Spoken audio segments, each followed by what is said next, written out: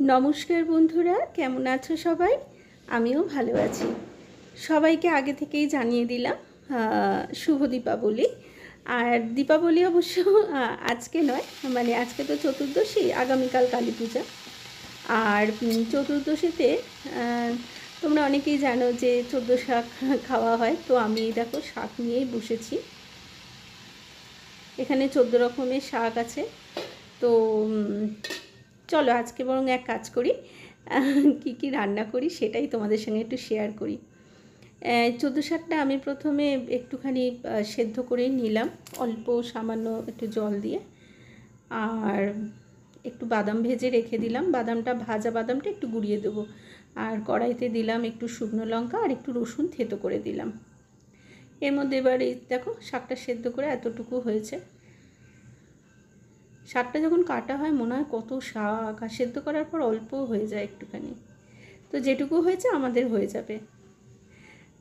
তো শাকটা একটু নাড়াচাড়া করে এর মধ্যে নুন হলুদ আর একটু মিষ্টি দিলাম। আর এদিকে দেখো আমি ভাতও বসিয়ে দিয়েছি।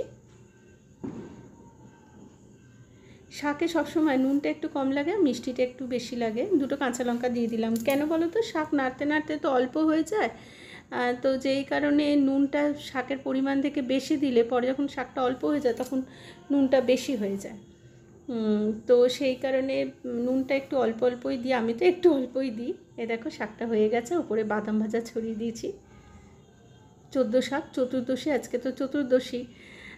তো 14 শাক প্রত্যেক বছরে আমাদের বাড়িতে আজকে দিনে 14 শাক হয়। চলো এবার আমি বাদ বাকি রান্নাগুলো করে নিই। আর আজকে করব একটু মুড়ি ঘন্ট।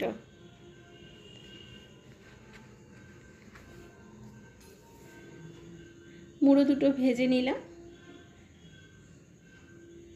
আর আমি মুড়ি ঘন্টটা সাধারণত একটু গোবিন্দভোগ চাল দিয়ে করি। গোবিন্দভোগ চালের গন্ধটা খুব সুন্দর না। আলু ভেজে নিলাম একটু। আর এর মধ্যে গোবিন্দভোগ চালটা ধুয়ে রেখেছি, ওইটা একটুখানি নাড়িয়ে নেব। আর ফোড়নে আমি জিরে তেজপাতা এইসব ফোড়ন দিয়েছি। একটু নাড়াচাড়া করে এবার এর মধ্যে মশলা দিয়ে দেবো। মশলা দিয়ে চাপাও দিয়েছিলাম, এই দেখো মোটামুটি হয়ে এসেছে। আর এই রান্নাটাতে বেশি জল, মানে জল একটু দিই কিন্তু খুব বেশি জল দিই না, কারণ কি বলো তো, মানে একটু গলে গলে গেলে কীরকম লাগবে। আর গোবিন্দভোগ চাল তো সেদ্ধ হতে বেশি সময়ও লাগে না। অল্প একটু ঘি দিয়ে দিলাম। আর আমি সবসময় ভাজা মশলা করে রাখি, জিরে শুকনো লঙ্কা এসব দিয়ে। তো সেই ভাজা মশলা ছড়িয়ে দিচ্ছি। এই দেখো হয়ে গেছে মুড়ি ঘন্ট। এরপর করব হচ্ছে চিকেন। তো চিকেনের জন্য একটু আলু আগে ভেজে নিলাম। আজকে মশলাটা আমি মিক্সিতেই করেছি। চিকেনটা একটু কষিয়ে এবার জল দিয়ে দেবো।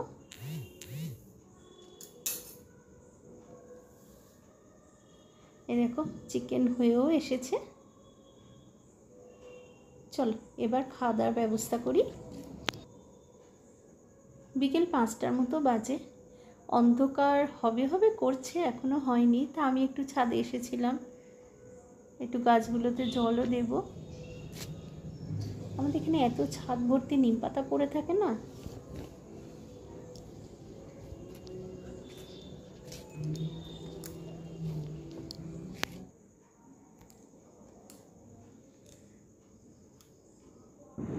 আমার ছাদের এখানে একটা গাছ আছে।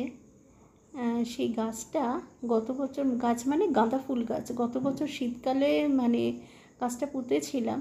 এখনও একটা গাছ বেঁচে আছে এবং তাতে কুঁড়িও ধরেছে এবং ফুলও ফুটেছে, ছোট্ট ছোট্ট গাঁদা ফুল। চলো নিচে যাই। ঘরের মধ্যে একটু অন্ধকার অন্ধকার হয়ে গেছে।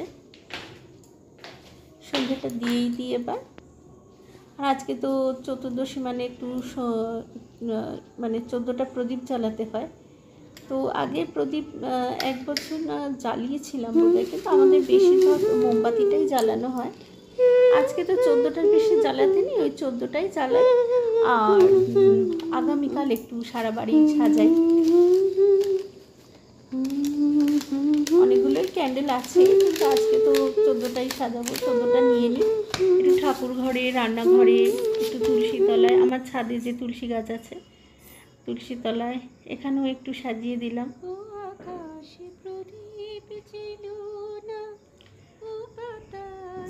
আগামীকাল কালী পুজোর দিন আর একটু বেশি করে সুন্দর করে সাজাবো। আমাদের বাড়িতে টুনি লাইট লাগানো হয়, কিন্তু এবছর না মানে সব কিছুই কেমন যেন একটু কি বলবো নিস্তেজ হয়ে গেছে। আসলে দুর্গাপুজোর আগে মা যে সেই হসপিটালে ভর্তি হলো, তো মানে খুবই খারাপ অবস্থা, যাই অবস্থা হয়েছিল। তো তনির বাবার মনটাও খারাপ, সেই জন্য আর ওনাকে ফেলে এখন সেভাবে কোথাও যাওয়াও যায় না। আমরা সেই জন্য এবারে দুর্গাপূজায় কোথাও ঠাকুর দেখতেও যাইনি, এই ক্লাবেই বসেছিলাম একটুখানি। আর এই দেখো অন্ধকারে লাইটটা নিভিয়ে দিয়েছি, কি সুন্দর লাগছে না? তো লক্ষ্মী পুজোতেও তাই হয়েছিল, ঠাকুরমশাই ডেকে আর আড়ম্বর করে পুজো হয়নি, তন্নির বাবাই একটু পুজো করেছিল। আর কালী পুজোতেও সেবারে মানে সেভাবে আর কিছু করা হয়নি, এবারে টুনি লাইটও লাগানো হয়নি। আর এবারে তন্নি আর বাজি ফাটাতেও চাইলো না, বললো না থাক, এবছর থাক, আবার সামনের বছর আনন্দ করব। তো যাই হোক, দুঃখের মধ্যেও আনন্দে থাকার, খুশিতে থাকার চেষ্টা করি। এই ক্যান্ডেলগুলো জ্বালানো হয়নি। এদিকে নিচে ঘরে কয়েকটা দিয়ে দিলাম, এবার একটু ছাদে যাব, ছাদে একটু তুলসী তলায় দেব। আমাদের দোতলায় না কালী পুজো কাটানো এই প্রথম। আমরা দোতলায় এসেছি, এখনও তো 1 বছরও হয়নি। ওই এবছরে যে সরস্বতী পুজো হলো, সরস্বতী পুজোর ঠিক আগের দিন এসেছিলাম। এইটা আমার ছাদের তুলসীতলা, তো এখানে একটু দীপ দেখিয়ে দিলাম।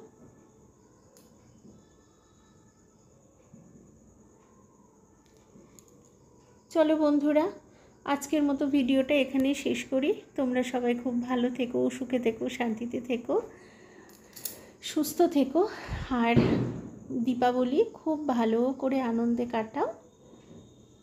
আমরাও চেষ্টা করছি। মায়ের অবস্থা তো খুবই খারাপ, কিন্তু তার মধ্যে একটু ভালো থাকার চেষ্টা করছি। কেমন? শুভরাত্রি।